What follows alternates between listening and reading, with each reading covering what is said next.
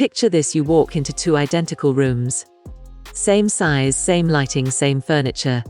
But one is cluttered with papers, unwashed dishes, and clothes scattered across the floor. The other is pristine, organized, with everything in its place. Now, here's the question that scientists have been asking for decades. Which room makes your heart rate slow down? And which one secretly triggers the same stress response as facing a physical threat? The answer might explain why you've been feeling anxious, unmotivated, or mentally exhausted without even knowing the real reason. What if I told you that the chaos around you isn't just affecting your mood, but actually rewiring your brain, altering your decision-making abilities, and even changing how your body produces stress hormones? Stay with me, because what you're about to discover will completely transform how you see the space you're living in right now.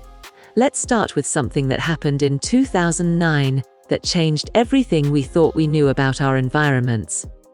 Researchers at Princeton University's Neuroscience Institute conducted a groundbreaking study using functional MRI technology to observe what happens inside our brains when we're surrounded by clutter. What they discovered was remarkable. When participants looked at organized spaces, their brains showed increased activity in the ventral striatum, the region associated with reward processing and positive emotions. But when exposed to cluttered, disorganized environments, their brains exhibited heightened activity in the amygdala, the same part of the brain that activates when we perceive danger or threat. In other words, your messy bedroom isn't just unpleasant to look at. Your brain is literally interpreting it as a threat to your well-being. But the story gets even more fascinating. In 2010, researchers at UCLA's Center on Everyday Lives of Families conducted an extensive study examining how physical environments affect psychological states. They followed 30 dual-income families, documenting their daily lives and measuring their stress hormones throughout the day. The results were published in the journal Personality and Social Psychology Bulletin, and they revealed something startling. Women who described their homes using words like cluttered or unfinished showed significantly elevated levels of cortisol, the primary stress hormone, throughout their afternoons and evenings. Their cortisol levels remained high even during times when they should have been relaxing. Meanwhile, women who described their homes as restful and restorative showed healthy cortisol patterns that naturally declined as the day progressed. The physical state of their living space was literally changing their body's chemistry. Now, you might be thinking, sure, clean spaces are nice, but does it really matter that much? Let me share something that will answer that question definitively. A study published in 2011 in the Journal of Consumer Research revealed that environmental order significantly impacts our ability to make healthy choices and maintain self-control. The researchers conducted a series of experiments where participants were placed in either orderly or disorderly environments, and then asked to make various decisions. The results were stunning.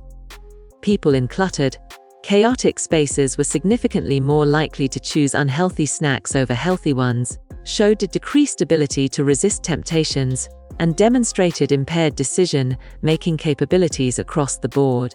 The disorder around them was quite literally sabotaging their willpower and cognitive function.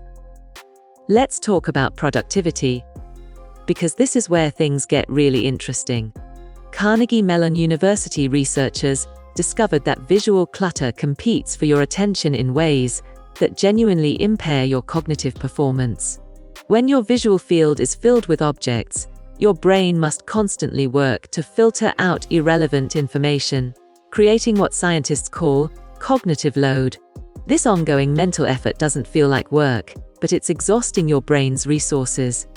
The study, published in the Journal of Neuroscience, found that this constant low-level distraction can reduce your productivity by up to 25%.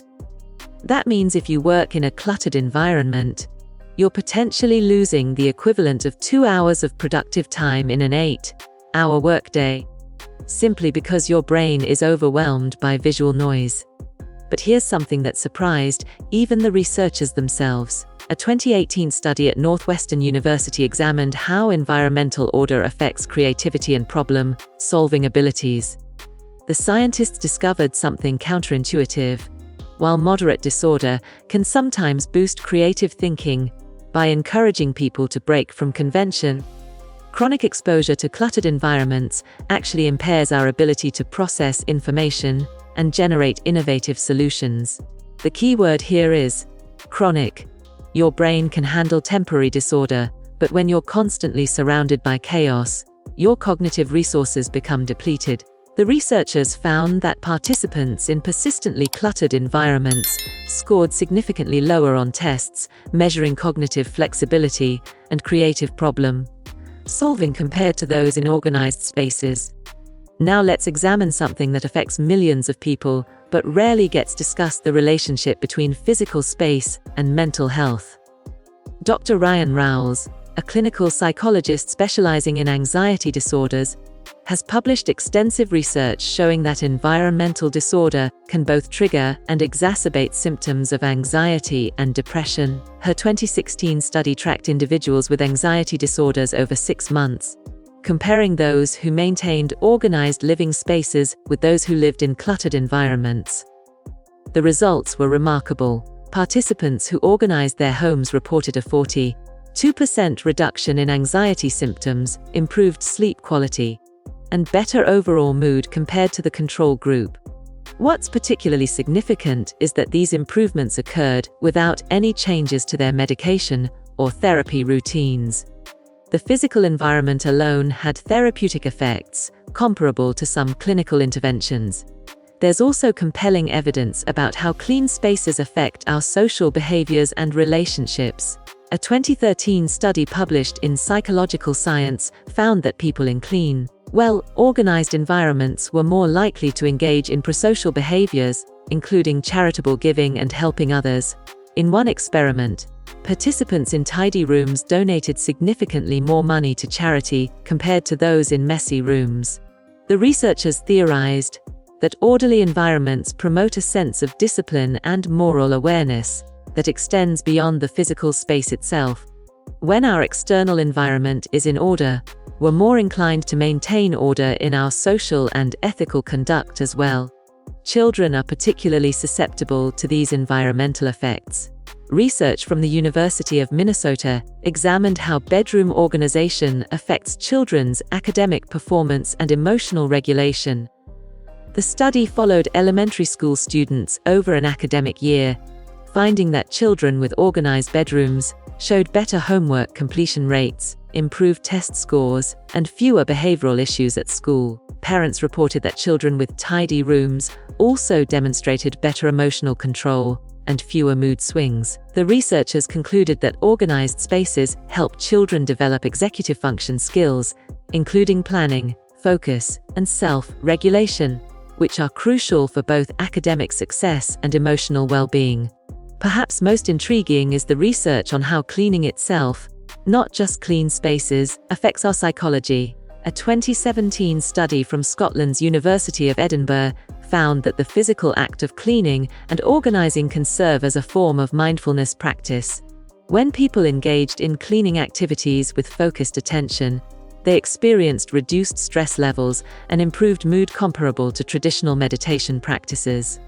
The repetitive, purposeful movements combined with visible progress created a sense of accomplishment and control that had measurable psychological benefits.